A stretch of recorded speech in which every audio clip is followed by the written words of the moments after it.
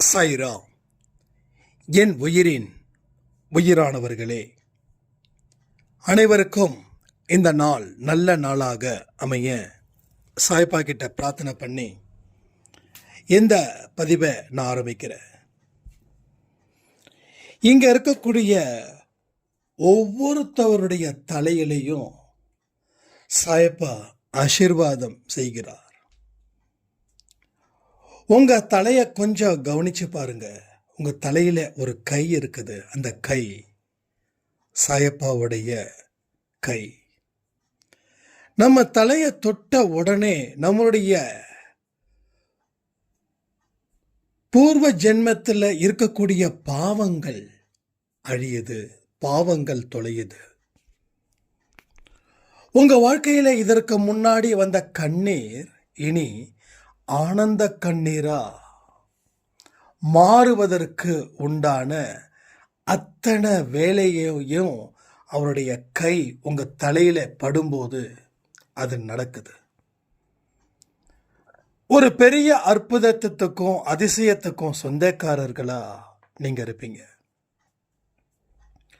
வாழ்க்கையில எதை நினைச்சும் கவலைப்பட வேண்டிய அவசியம் சாயப்பாவோட குழந்தைகளுக்கு இல்லை.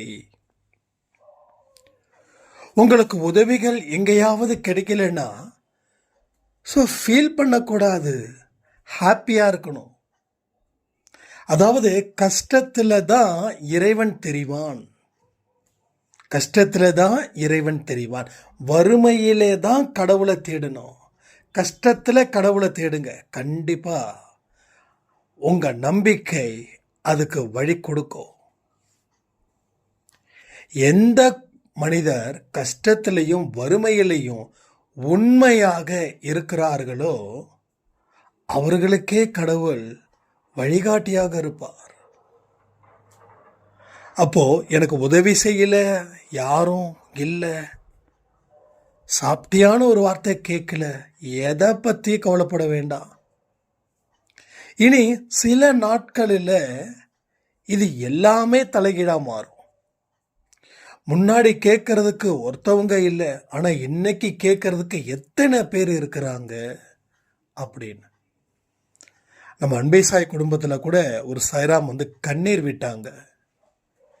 எனக்கு உடம்பு சரியில்லைன்னு சொல்லி குரூப்ல நான் போட்டேன்ப்பா.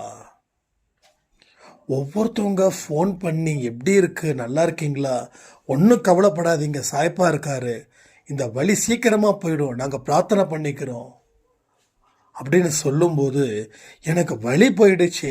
கண்களில் இருந்த ஆனந்த கண்ணீர் வந்துடுச்சு. யாரு என்னன்னு பார்க்காத முகங்கள்,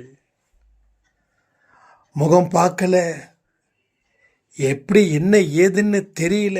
ஆனாலும் எவ்வளவு பெரிய ஒரு பந்தத்தை இந்த குடும்பத்தின் மூலமா சாயப்பா அமைச்சு கொடுத்து அதை பலப்படுத்திக்கிட்டு இருக்காரு அப்படின்னு. நீங்களும் சாயப்பாவுடைய உண்மையான குழந்தைகள், நான் திரும்பவும் சொல்றேன், உண்மையான குழந்தைகள். அந்த ஒரு வார்த்தையை உங்க மனசுக்குள்ள வைங்க.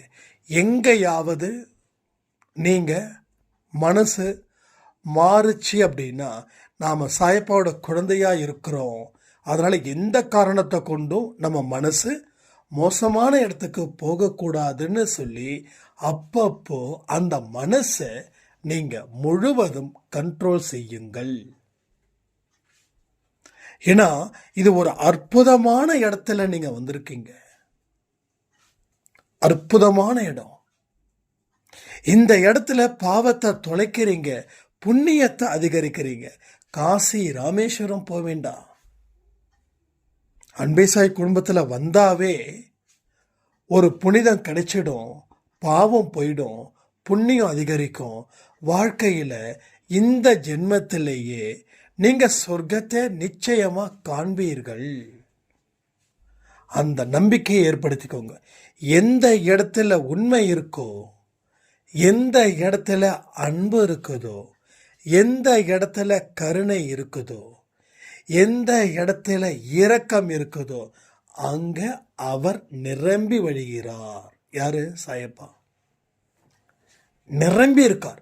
ஒரு இடத்துல கூட அவர் இல்லாத இடமே இல்லை அப்படின்றது போல அவர் இருக்கிறார்.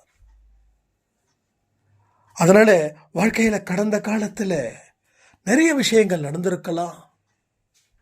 அது மோசமான பாதிப்பை ஏற்படுத்தி இருக்கலாம்.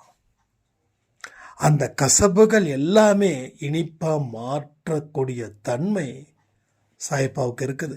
அதற்கு உதாரணம் சொல்லணுமா, வேப்ப மரத்தோட இலை கசப்பா இருக்குமா இனிப்பா இருக்குமா? அவங்க எல்லா ஊர்லேயும். அதே ஷீரடியில் போனால் அந்த வேப்ப இலை கசக்கல, இனிப்பா இருக்குது. அப்போ கசப்பானதையே இனிப்பா மாத்துறாரு. ஏன் அப்படின்னா உங்க வாழ்க்கையில கசப்பா இருந்த அத்தனையையும் இனிப்பா மாத்துவாரு, துன்பத்தை இன்பமா மாத்துவாரு. அப்ப கசப்பை இனிப்பாக்குறதுக்கு உண்டான ஒரு இயற்கை மூலமா சொல்லக்கூடிய மிக பெரிய ஆறுதல் செய்தியும் நம்பிக்கைக்குரிய செய்தியும் இதுதான். எனது துன்பங்கள் இன்பமாக மாறும், என்னோட துக்கம் சந்தோஷமாக மாறும்.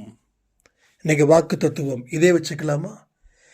எனது துக்கம் சந்தோஷமாக மாறும், எனது துக்கம் சந்தோஷமாக மாறும், எனது துக்கம் சந்தோஷமாக மாறும். இந்த வாக்கு தத்துவத்தை ஒரு 10 தடவை இந்த பதிவு முடிஞ்சதுக்கு அப்புறம் சொல்லுங்க. எல்லா பதிவுலையும் வாக்கு தத்துவம் பதிவு முடிஞ்சதுக்கு அப்புறம் 10 தடவை சொல்லுங்க. மனசுல ஆழமா பதிய வைக்கிறதுக்கு தான் இந்த முயற்சிகள். சரிங்களா? இதுதான் இன்னைக்கு வாக்கு தத்துவம். இதை போல இன்னைக்கு ஃபாலோ பண்ணுங்க.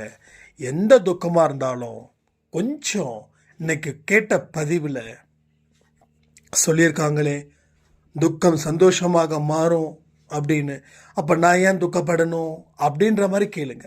அப்படி கேட்கும்போது உங்களுக்கு சந்தோஷமான மனநிலை உங்களுக்கு வந்து சேரும். இன்னைக்கு யார் யாரெல்லாம் பர்த்டே வெட்டிங் டே செலிப்ரேட் பண்ணுறாங்களோ அத்தனை பேருக்கும் சாயப்பாவுடைய அன்பும் ஆசீர்வாதமும் பரிபூர்ணமாக கிடைக்கணும்னு பிரார்த்தனை பண்ணி இந்த பதிவை நான் முடிக்கிறேன். ஜெய் சாய்ராம்.